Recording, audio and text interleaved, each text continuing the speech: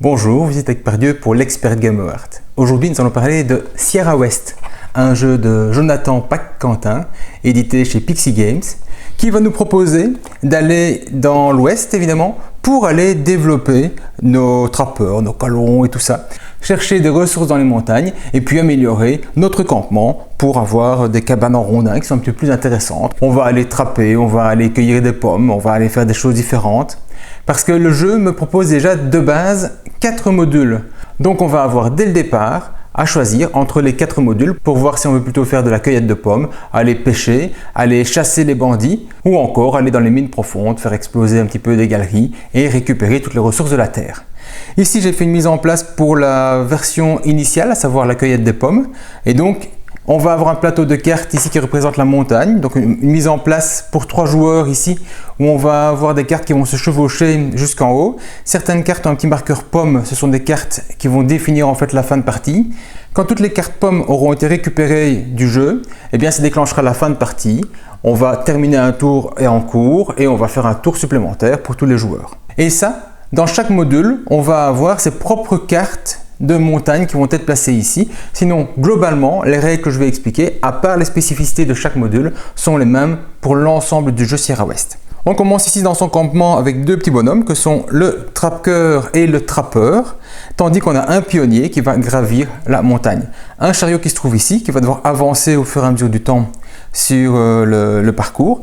Et on va avoir éventuellement aussi une mule qui va être un pion que les joueurs vont se partager. Selon la dernière personne qui a la mule va pouvoir l'utiliser sur l'ensemble du jeu tant qu'elle ne se fait pas voler par un autre. On va aussi avoir une série d'animaux qu'on va pouvoir traquer, donc pour attraper au fur et à mesure du jeu, qui vont se retourner au fur et à mesure qu'on les trouvera chez les autres joueurs. Et on va avoir une série de cartes, 3 dans la main en début de jeu, le reste à piocher. Et ces cartes-ci vont avoir toujours la même physionomie, c'est-à-dire on va avoir une information sur le joueur à qui elles appartiennent, une action ici au-dessus qu'on va pouvoir activer, puis des animaux sur le côté et des symboles d'action qui se trouvent ici. On en a 3 en main, quand on les aura joués, on en récupérera 3. On propose aux gens qui ont envie d'un petit peu plus de complexité et de choix dans leur gestion de main, de piocher 4 cartes plutôt que 3 et ainsi d'avoir plus de choix pour la gestion du jeu. La première action de chaque tour, ça va être de choisir parmi ces 3 cartes ou 4 cartes que vous avez en main, la manière de les disposer autour de votre plateau de jeu. Alors ça se dispose comment? On va avoir une carte qui va être ici sur le côté, une autre de l'autre côté, et la dernière va être en dessous des 2 précédentes au milieu. Qu'est-ce que ça va générer? Eh bien ça va générer 2 pistes, une piste verte, une piste beige et 3 symboles au-dessus d'actions à activer et 2 animaux visibles. Ça va être le plateau de chaque joueur. Vous pouvez le faire chacun à votre tour, c'est conseillé dans un mode expert, mais si vous voulez rendre le jeu plus fluide et que vous vous engagez à ne pas aller regarder à l'avance ce que font les autres par rapport à vos actions, on peut très bien le faire directement dès que l'on a ces cartes, de réfléchir à la manière dont on va les disposer. On va donc ainsi avoir 2 chemins, un chemin qui va être fait pour l'un de vos personnages et l'autre qui va être fait pour le second. Donc ils vont activer une série de choses en avançant sur ces chemins-ci. Une fois qu'ils arriveront au bout du chemin, ils feront alors une des actions qui se trouve au-dessus visible. Donc ça c'est globalement le jeu, c'est que je vais placer des cartes et puis je vais activer mes cartes. Maintenant dans le détail. Dans le détail, après avoir placé mes cartes qui se trouvent ici, mes 2 bonhommes sont ici, je vais pouvoir, en 1, activer éventuellement une des cabanes que j'aurais construites ici au fond. Donc il y a des cabanes vertes et une cabane brune. Ce personnage-ci ne peut aller que dans les cabanes vertes, celui-là ne peut aller que sur la cabane brune. Donc si vous aviez des cabanes qui sont ici sur le côté du jeu et que je vais donc pouvoir acheter pour placer ici dans le cours de mon jeu, je peux décider en 1 d'aller envoyer mon bonhomme ici. Soit il aura une action sur la cabane qui sera une action unique que je vais faire à un moment précis de mon tour, soit c'est une action continue, un bonus que je vais avoir sur l'ensemble du tour tant que le bonhomme est sur la cabane. Parce que mon autre bonhomme, je vais le faire avancer sur le chemin, faire les actions associées, gagner une botte, gagner un or. Et quand je décide d'arrêter d'avancer un de mes personnages pour avancer le deuxième, bien évidemment, il quitte la zone de cabane et donc ne me permet plus de faire l'action qui est associée, à savoir d'utiliser le pouvoir de la cabane. Donc tant que j'ai un bonhomme sur la cabane, je peux l'utiliser pour l'autre bonhomme qui est en route évidemment, et dès que je vais partir, eh bien le pouvoir de la cabane est terminé. Et je vais donc avancer. Sur chaque case, donc je fais l'action associée, récupérer une botte, récupérer de l'or, et puis il y a certaines cases qui sont un petit peu spécifiques parce qu'elles ont tout un cerclage rouge tout autour, comme ici l'ours ou les pommes.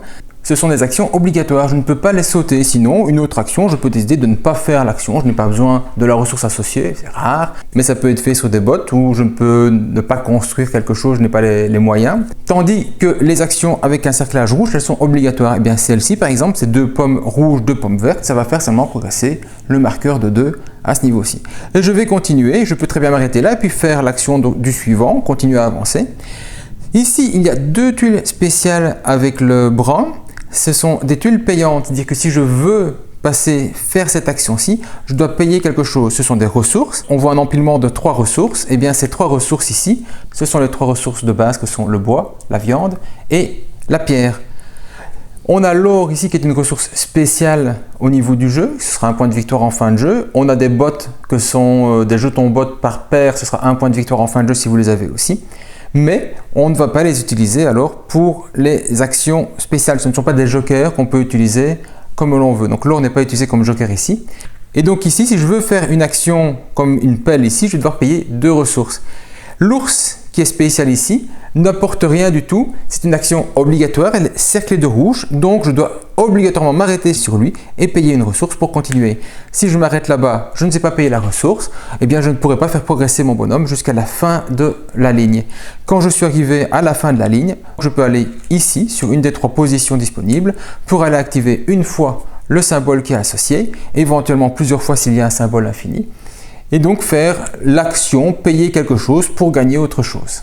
C'est tout le temps le même principe. On va ainsi faire les cabanes si on veut aller sur notre bonhomme, puis ensuite on va les envoyer l'un après l'autre, tout un, tout l'autre, ou avancer en simultané pour récupérer une ressource d'un côté, le dépenser de l'autre et avancer ainsi petit à petit, jusqu'à ce qu'on arrive au-dessus. Et donc si on arrive au-dessus parce qu'on a pu payer les ressources, par exemple pour avancer, ben ici j'aurais pu le payer en arrivant au fond, prendre une nourriture, ainsi je sais payer l'ours et je peux aller chercher mes 2 pierres. Je peux décider de ne pas faire l'appel parce que je n'ai pas envie de dépenser mes 2 pierres pour ça, pour aller quelque part au-dessus. Si je ne sais pas faire l'action, je ne fais pas non plus l'action. Donc je ne suis pas obligé de faire aucune des actions, sauf les actions qui sont en rouge. Ces 2 cas-ci sont payantes, j'avance mon bonhomme au rythme que je veux. Alors, il y a une carte mule. Si par exemple j'avais eu la carte mule ici, je l'ai donc placée au milieu à la place de ce qu'il y avait ici. Je m'étais arrêté sur la mule, j'aurais récupéré donc la mule va automatiquement sur la petite cabane grise et tant qu'elle est là, je peux faire un échange de 1 or pour avoir une ressource de base, autant de fois que je le veux. Quand je ne veux plus l'utiliser, je peux l'envoyer elle aussi sur un des 3 emplacements qui se trouvent sur mes cartes. C'est ainsi que je peux activer les 3 emplacements de mes cartes éventuellement, c'est quand j'ai la mule chez moi. Et donc je peux l'utiliser pour activer une des 3 positions qui se trouvent ici au-dessus. Si ça tombe, vous ne savez pas les activer parce que vous n'avez pas les ressources nécessaires. C'est quand même très cher au début du jeu, d'autant plus qu'on commence avec aucune ressource. Alors ça c'est pour le tour d'un joueur, mais les autres joueurs ont des actions hors tour. Les actions hors tour sont de l'ordre de 2, sont liées à vos 2 personnages ici qui sont quelque part dans votre campement. Ils peuvent profiter de 2 choses. La première chose, ce sont les animaux qui sont placés chez le joueur actif. Quand le joueur place ses cartes, il annonce un ours et un renard. Eh bien, les autres joueurs vont pouvoir placer un de leurs 2 personnages ici sur la case du trapper qui va pouvoir ainsi récupérer un des animaux indiqués sur les cartes du joueur actif en payant une ressource pour retourner la tuile de l'animal en question. Donc par exemple ici, j'aurais pu récupérer le renard. L'autre type d'action, ce sera fait quand un des joueurs progresse sur ces pistes-ci, ces 3 pistes-là. Eh bien, s'il va placer son autre bonhomme libre dans la case ici, il va pouvoir alors récupérer la ressource associée à la zone de progression, autrement dit de la nourriture, du bois ou de la pierre. L'impact de ceci, c'est que si mes bonhommes au début de mon tour de jeu se trouvent ici, je ne pourrai pas les envoyer sur des cabanes, ils iront directement sur les lignes. Autre remarque, on ne peut pas mettre 2 bonhommes sur la même case et on ne peut pas non plus les récupérer tant que ce n'est pas notre tour de jeu. Donc si le premier joueur a montré un animal, eh bien je ne peux pas aussi récupérer l'animal qui m'intéressent sur le deuxième joueur avant que ce soit mon tour. J'attendrai mon tour qui vont alors faire les actions des pistes, des cartes que je vais mettre, pour ensuite à la fin de la piste revenir libre pour pouvoir à nouveau copier une montée d'un joueur ou un animal qui aurait été créé. Voyons maintenant en détail les possibilités au niveau des développements ici. Bon, les ressources à récupérer, le bois, la pierre et tout ce qui va avec, c'est assez simple. Idem pour l'or. Il y a trois choses qui sont un petit peu spéciales. Outre l'ours qu'on a déjà dit, qui a un blocage spécifique qui oblige de payer la ressource indiquée. On va avoir les fourrures. Les fourrures, c'est récupérer la production de tous les animaux qui ont été révélés. Donc mon renard me permet de gagner une pierre. Ici, ça m'aurait permis de gagner un bois avec le castor. Et donc chaque animal est associé à une ressource. Les bottes, elles, vont me permettre de progresser. De progresser soit avec mon chariot sur la piste ici, soit avec mon pionnier qui va monter la montagne. Le chariot avec la piste qui se trouve ici, eh bien, on va simplement payer le nombre de bottes indiquées plus la ressource ou les ressources demandées. Donc ici, pour avancer de 1, c'est une botte et une ressource et j'avancerai ici. Une botte, deux ressources, j'avancerai là. Et donc, je pourrais ainsi avancer petit à petit le plus loin possible. Il y a deux bottes ici. Pourquoi? Parce que parfois, on va récupérer des jetons qui représentent deux bottes. Les jetons de bottes sont les seuls que l'on peut stocker. Quand je gagne une botte, je le dépense maintenant ou je le perds. Donc, je ne peux pas l'utiliser une botte plus une botte, ça me fait un jeton de botte. Non, je vais récupérer mon jeton botte, je l'utilise tout de suite avant de passer à la case suivante. L'autre option pour utiliser des bottes, c'est de monter la montagne. Eh bien, une botte me permet de progresser d'une carte vers le haut. Toujours une carte adjacente. Au début, je suis adjacent à toutes les cartes, donc je peux commencer par où je veux. Et puis ensuite, chaque fois que je gagne une botte, je vais progresser. Je vais progresser évidemment pour essayer d'aller le plus vite et le plus haut possible pour récupérer une des cartes qui se trouve au-dessus. Les cartes qui se trouvent ici au-dessus, je vais pouvoir les avoir, non pas quand j'arrive dessus, mais quand je fais l'action pelle. Avec une pelle, je vais pouvoir récupérer la carte sur laquelle mon pionnier se trouve. Mon pionnier va retourner tout en bas de la montagne et cette carte-ci va intégrer au choix ma défausse ou ma pioche. Donc je sais que ça va être éventuellement la prochaine que je vais piocher, sinon ce sera dans ma défausse, c'est pour plus tard. Pourquoi? Parce qu'il y a un intérêt évidemment, il y a des points de victoire associés aux cartes qu'on va récupérer. Cette carte-ci, il y avait peut-être en plus de moi, il y avait peut-être un autre joueur qui s'y trouvait, donc on était peut-être deux effectivement dessus. Moi je descends en bas, et bien lui il descend aussi en bas, pas de chance pour lui. En échange, il recevra une paire de bottes pour l'aider à remonter plus vite, tant pis aussi pour lui. Donc si vous n'êtes pas capable dans le même tour de monter et récupérer la carte avec une pelle, c'est un petit peu dangereux parce qu'effectivement, vous pouvez retomber rapidement tout en bas de la zone. Cette carte-là, hop, dans ma pioche. Ici en dessous, il y a une carte qui n'a plus de carte sur elle et donc elle va être retournée. C'est une carte spéciale parce que c'est une carte d'avancée du jeu. Et donc elle va aller immédiatement ici dans le jeu et on va retourner à la carte suivante. Donc les cartes spéciales avec une petite pomme ou avec un autre symbole si vous jouez dans un autre mode vont directement arriver ici. Ce sont ces cartes-ci qui vont définir la fin de jeu. Donc on va retourner les cartes qui n'ont plus de cartes sur elles jusqu'à ce que ça s'arrête avec une carte normale et on va continuer le jeu. S'il y avait un personnage qui était placé sur cette carte que je retourne, qui va être renvoyé au fond, eh bien même combat, hop, il est projeté en bas, il reçoit deux bottes. Si maintenant il était sur la carte suivante, comme ceci, quand elle est retournée face visible, là-bas il n'y a pas d'impact, elle n'est pas enlevée du jeu, donc lui va rester sur la carte et pourra éventuellement l'acquérir beaucoup plus rapidement après. Donc, les premiers temps, c'est très haut pour aller chercher les cartes, puis après effectivement, là je n'ai plus que 3 déplacements pour y arriver contre les 5 initiales, donc je vais avoir des facilité pour aller récupérer ces cartes-ci et donc peut-être descendre rapidement cette ligne-ci puis après on va remonter sur une autre ligne pour aller en chercher d'autres. Donc si ce sont des cartes spéciales, elles vont aller ici pour définir la fin de jeu. Si ce sont des autres cartes, elles arrivent dans votre pioche ou dans votre défausse. S'il y avait un bonhomme dessus et que la carte disparaît, il est chassé en bas de la montagne et reçoit 2 bottes, sinon il est resté sur place. L'autre utilité des pelles, c'est d'aller acheter ces fameuses tuiles de cabane. Ces tuiles de cabane, donc on va payer une pelle ou une pelle et une ressource, une pelle et une ressource, une pelle et un jeton botte pour aller la chercher, pour la placer à l'endroit ici, les vertes ou le seul endroit des brunes. On ne peut pas écraser une cabane qu'on aurait déjà construite, on ne peut pas la remplacer par une autre. Donc quand vous les avez faites, vous les avez faites. Il y a un intérêt à faire des cabanes parce que si vous ne les faites pas, c'est moins 12 points à la fin du jeu, plus l'utilisation en cours de jeu. Et donc ça coûte une pelle pour aller réaliser une de ces zones-ci. Si vous ne prenez pas la première tuile de cabane et que vous en prenez une plus loin et donc que celle-là est restée, eh bien alors elle est défaussée, on glisse tout et on en remet des nouvelles à la place. Hop là, c'est comme ça que ça va pouvoir tourner et ainsi rendre les choses un petit peu plus accessibles pour les gens. C'est rechargé immédiatement, donc le joueur suivant dispose lui aussi de l'ensemble des cabanes disponibles au niveau de son choix. Les actions qui restent encore à expliquer, c'est le type d'actions qui sont associées à cette piste-ci et au chariot. Il y a les actions que vous pouvez faire une seule fois, je répète bien une seule fois ici au-dessus, comme pouvoir payer 2 or pour faire avancer de 1 votre chariot sans payer les ressources indiquées ici. Et vous avez tout ce qui permet d'avancer dans les différentes colonnes ici. Et donc on va payer des ressources indiquées, ici 2 pierres, une nourriture, pour avancer de 1 mon marqueur dans cette piste de pierres. Les autres joueurs, comme j'ai dit, peuvent utiliser leur bonhomme s'il est toujours disponible pour aller recevoir une ressource pierre qui se trouve là-bas. Le joueur qui avance, lui, va récupérer ce qui est indiqué au-dessus, à savoir la mule qui se cache chez un autre joueur éventuellement ou la garder chez lui, à savoir 2 bottes ou encore de l'or. On va aussi pouvoir avancer dans le marqueur des pommes en faisant des actions identiques. On va dépenser les pommes qui sont communes à l'ensemble des joueurs ici. Et là-bas, on fera une action de fourrure, donc produire sur tous les symboles d'animaux qui ont été révélés ou gagner 2 or.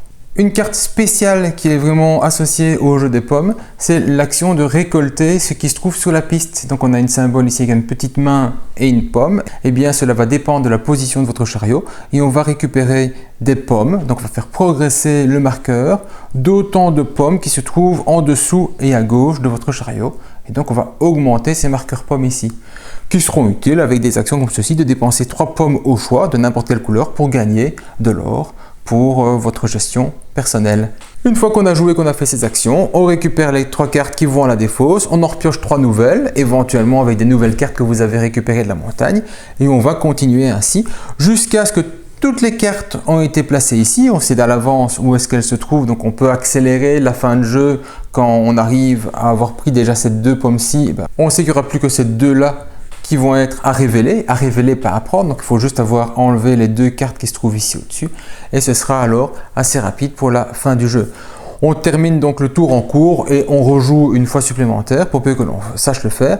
Et puis on va arriver au scoring. Le scoring, ça va être quoi? Eh bien on va calculer différentes choses. On va multiplier la position de votre chariot par rapport à votre position sur chacune des pistes. Donc ici, si je suis à 1 et à 1, ça me fait 1 point de victoire. Ça me fait 3 points de victoire. Et là, ça m'en ferait 5. Attention, cette case-ci, dès que quelqu'un y est, il y a un petit cadenas, les autres joueurs ne peuvent plus y aller. Donc c'est le premier arrivé qui va bloquer cette position à 5. Évidemment, l'intérêt, c'est de ne pas rester sur les 1, c'est d'aller sur les x2, x3, x4 si vous savez le faire. Et essayer de faire un x4 en dépensant de l'or pour avancer, ça coûtera moins cher que de payer tout ceci, bien sûr. Et donc, j'aurai ici 4 x 1, 4 x 3, 4 x 5 et si je suis monté sur ces marqueurs-ci, ce sera identique vu que les multiplicateurs sont les mêmes à ce niveau-là. Je vais avoir aussi des points de victoire en négatif si jamais je n'ai pas révélé toutes mes tuiles d'animaux, en négatif si je n'ai pas été faire toutes mes cabanes et je vais avoir des points de victoire en positif en comptant le nombre de cartes qui ont un symbole d'étoile que j'ai récupéré sur le jeu ici. Et bien selon le nombre de cartes avec étoile, je vais gagner des points de victoire. Si j'en ai 4, je vais récupérer 10 points de victoire en fin de jeu pour l'ensemble de mes cartes ainsi. Vous gagnez aussi un point de victoire par or et par paire de bottes que vous avez encore stocké à côté de vous dans votre plateau de jeu. La mule ne rapporte pas de points de victoire supplémentaires. Vos bonhommes, de toute façon, ils ont été utilisés dans le cours du jeu. Donc c'est une gestion de ressources, de planification, d'avancée, de course pour récupérer des cartes, pour faire des choses. Évitez de vous faire chasser de la montagne en étant sur une carte qu'un autre joueur prend aussi. Souvent, elles sont très connues, donc elles sont faciles à repérer à ce niveau-là. Mais on ne sait jamais que vous ayez eu envie de dépenser des bottes pour monter tout au-dessus et qu'au final, vous n'ayez pas eu les moyens de payer pour une pelle. l'appel. Ici, c'est quand même assez cher vu qu'il y a 2 ressources à faire pour utiliser l'appel, dans mon exemple ici. Et je vais pouvoir ainsi avancer jusqu'à la fin du jeu. Donc n'oubliez pas, quand la dernière carte a été révélée et placée ici, on va terminer le tour, on fait un tour supplémentaire et c'est terminé. On compte tous ces points et puis on aura ainsi le vainqueur. Voilà, ce n'est pas un jeu expert ici cette fois-ci, c'est un jeu qui est plutôt connaisseur, vu qu'il y a quand même une gestion de planification, une gestion de ressources, manipulation de ces personnages. Mais c'était une demande spéciale d'une des personnes qui nous suit sur les réseaux sociaux, qui a remarqué que le jeu n'était pas disponible au niveau de la vidéo et qu'il aurait désiré bien le comprendre parce qu'il n'était pas assez simple pour lui. Et on le salue, il se reconnaîtra. Grâce au soutien de Pixie Games, on a pu vous proposer effectivement cette vidéo en français. Maintenant, si vous l'avez appréciée, eh bien n'oubliez pas, un petit pouce bleu et vous abonner. Vous savez tout, c'est à vous de jouer. Bon jeu!